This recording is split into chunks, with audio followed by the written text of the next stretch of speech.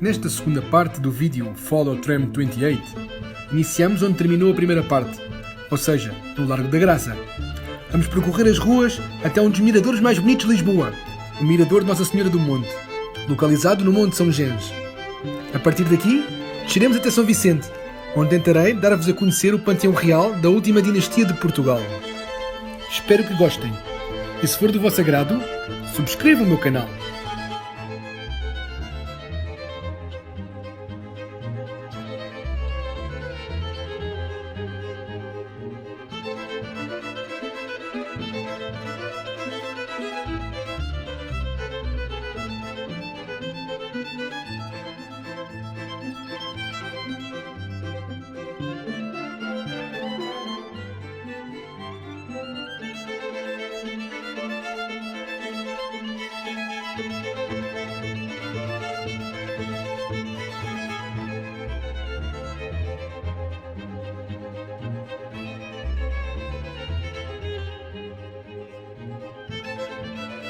Neste momento, encontramos-nos no Monte São Gens, no Mirador da Senhora do Monte, um dos melhores miradores da cidade de Lisboa.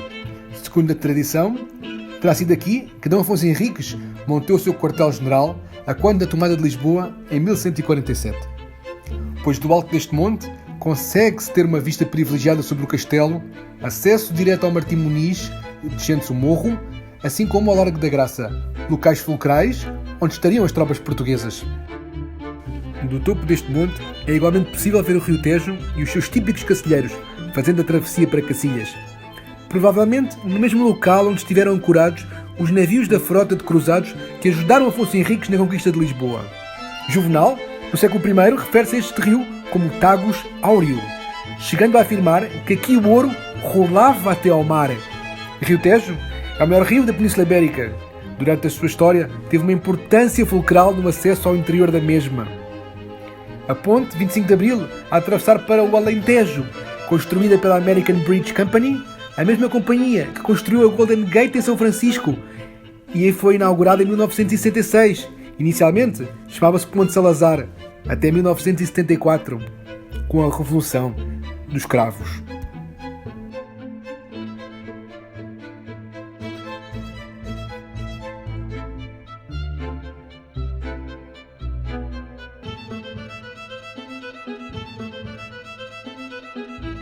Na margem sul, o Cristo Rei é dedicado ao Sagrado Coração de Jesus.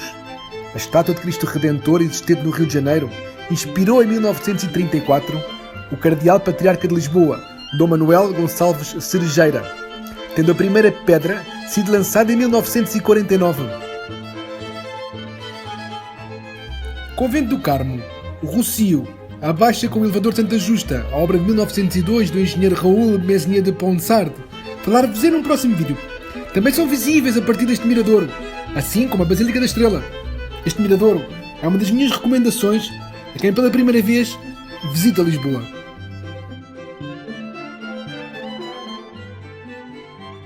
Aqui, no Monte São Gens, existe igualmente uma pequena capela, Nossa Senhora do Monte. Encontra-se localizada em um lugar associado ao martírio dos primitivos cristãos.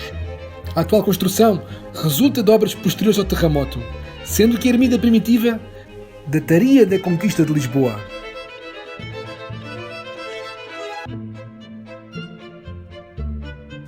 No interior, na Capela Mor, encontra-se a imagem de Nossa Senhora do Monte, assim como milhares de azulejos portugueses do século XVIII com cenas marianas.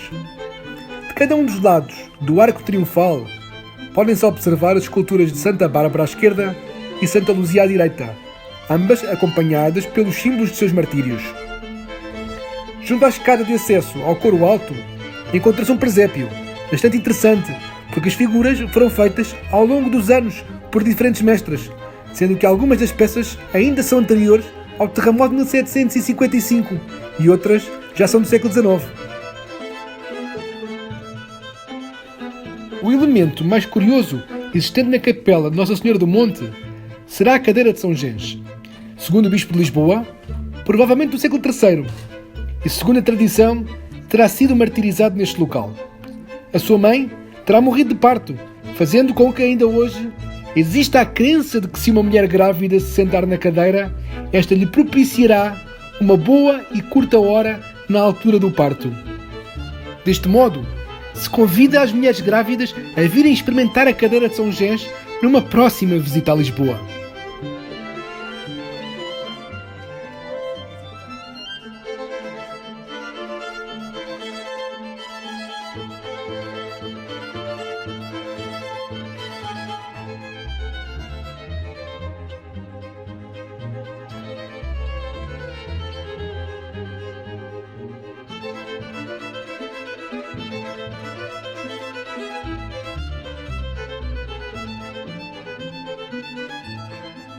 Neste cruzamento, do lado esquerdo, podemos ler os versos do poema Ser Poeta, da autoria de Flor Bela Espanca.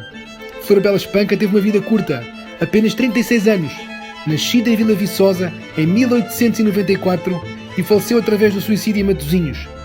Dedicou-se essencialmente à poesia, com destaque para o volume Charneca em Flor, onde se destaca este poema. Ser poeta é ser mais alto, é ser maior do que os homens.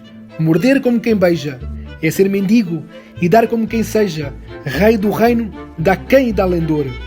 É ter 1000 desejos e esplendos, e não saber que se deseja. É ter cá dentro um astro que flameja, é ter garras e asas de condor. É ter fome, é ter sede infinito. Por elmo, as manhãs de ouro e cetim, é condensar o mundo num só grito. E é amar-te assim, perdidamente, é seres alma e sangue e vida em mim, e dizê-lo cantando a toda a gente. A Rua da Voz do Operário inicialmente chamava-se Rua da Infância. A Sociedade Partidária Voz do Operário foi fundada em 11 de outubro de 1879. O objetivo inicial era dar voz aos operários tabaqueiros, às suas reivindicações por melhor qualidade de vida.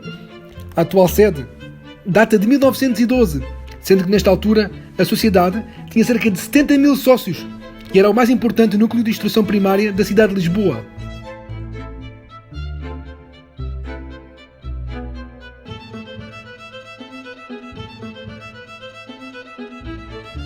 Chegamos ao Mosteiro de São Vicente de Fora, designado Fora porque o mosteiro encontrava-se fora da jurisdição do Bispo de Lisboa.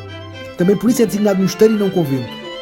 A primeira fundação data de 1147, após a conquista de Lisboa, e entregou Dom Afonso Henriques aos frades da Ordem de Santo Agostinho.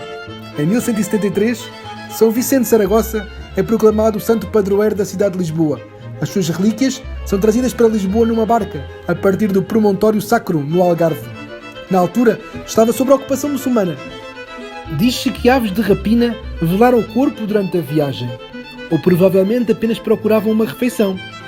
Desta forma, as armas de Lisboa são uma barca acompanhada de 2 corvos. Santo António, santo de devoção mundial, nasceu em Lisboa, com o nome de Fernando, por volta de 1195. Adota o nome de António em homenagem ao eremita Santo Antão, ou Santo António, em 1220. Estudou aqui em São Vicente, antes de ir para Coimbra. Adquire o hábito franciscano em Itália, onde acabou por falecer em Pádua, a 13 de junho de 1231. Assim, a festa em sua homenagem é celebrada neste dia 13 de junho, com grande fervor, pelos diferentes bairros históricos da cidade de Lisboa. Sendo assim, o santo de devoção popular. Se estiver a pensar marcar férias em Lisboa, diria que o mês de junho é o melhor dos meses para a sua visita e participar assim destas festas.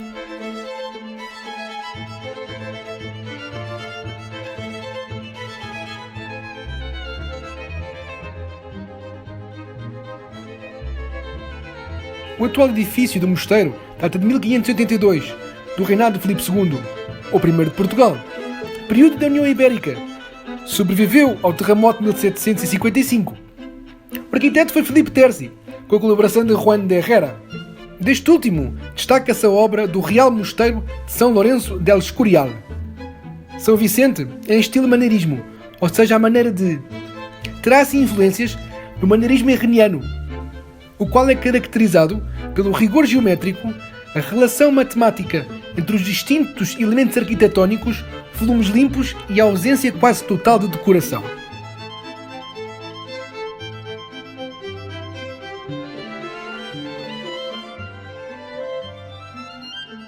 No interior da igreja, o altar-mor é bastante interessante. Tem dupla face, coberto por baldaquino, assenta em 4 colunas rematadas por dossel. A base das colunas é feita por 8 estátuas de madeira de grandes dimensões. O órgão de tubos, que se encontra por trás da Capela-Mor, é da autoria de João de Maqueira e foi construído em 1765, sendo um dos mais importantes e representativos instrumentos barrocos portugueses. A estrutura da igreja é em cruz latina, nave única e com 6 capelas intercomunicantes do século XVII.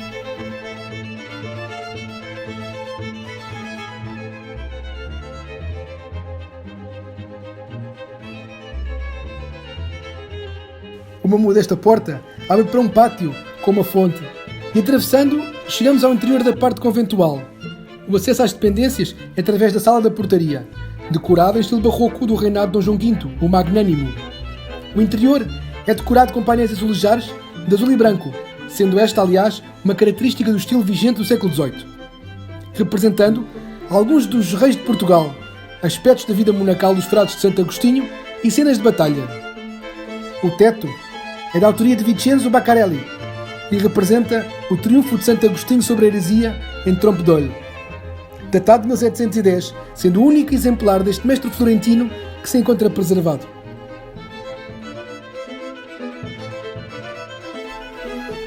Neste mosteiro há 2 claustros, datados do século XVII, e são o centro do complexo. A partir deles se gera o acesso às diferentes divisões e câmaras.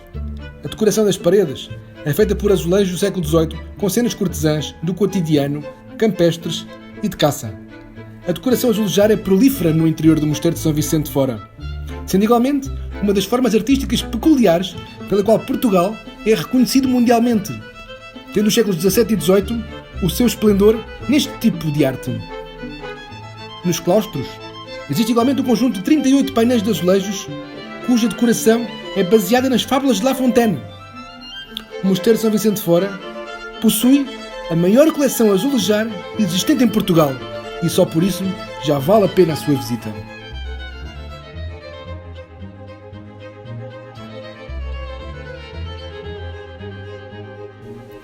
O acesso à sacristia é feito através de um portal cujo topo apresenta as armas reais.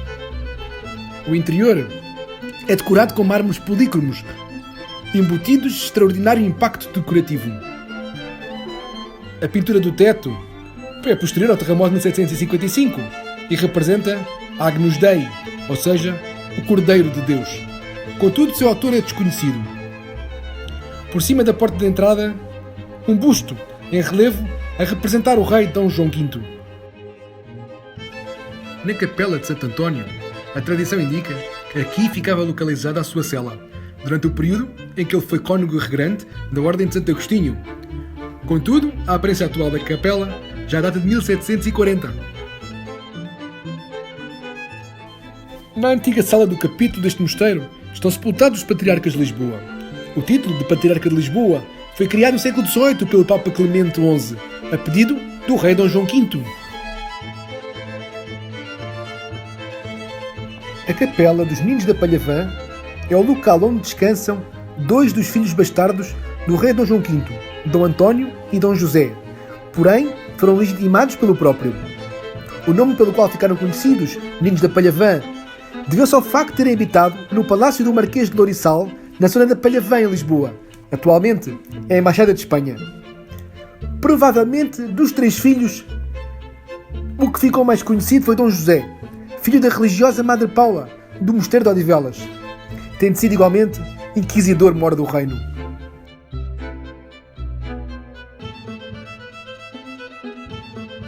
O Mosteiro de São Vicente de Fora é igualmente um importante panteão real da última dinastia de Portugal, Bragança. Todos os seus reis e rainhas estão aqui sepultados, com exceção de Pedro IV, que se encontra no Brasil, do qual foi imperador, e Dona Maria I, que está sepultada na Basílica da Estrela. O panteão dos Bragança localiza-se no antigo refeitório dos frades de Santo Agostinho. O rei Dom Carlos e o príncipe Dom Luís Filipe estão igualmente aqui a descansar, tendo sido cobardemente assassinados pela Carbonária a 1 de fevereiro de 1908. Todos os anos, nesta data, é aqui realizada uma missa para celebrar esta terrível efeméride, com deposição de flores junto aos seus túmulos. O último rei de Portugal, Dom Manuel II, juntamente com a sua mãe, Dona Amélia de Orleans, também descansam aqui.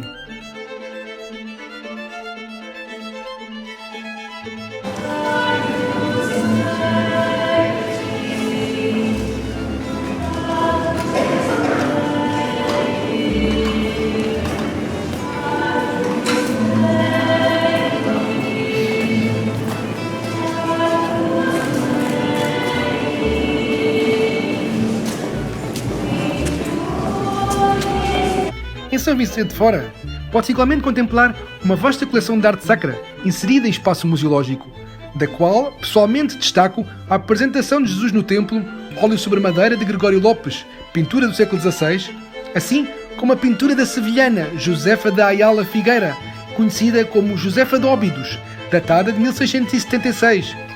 Santo António com o Menino Jesus a segurar o rosário e Santa Catarina segurando flores e a receber uma coroa de flores entregue por um anjo. As feições, os representados, transmitem serenidade e inocência, para além de outras peças de valor extraordinário que aqui podem ser apreciadas.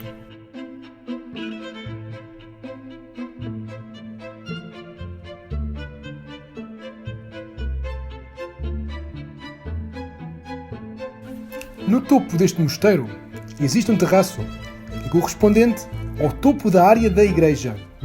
E a partir daqui é possível usufruir de excelentes vistas sobre a cidade de Lisboa e o Rio Tejo, assim como da margem sul.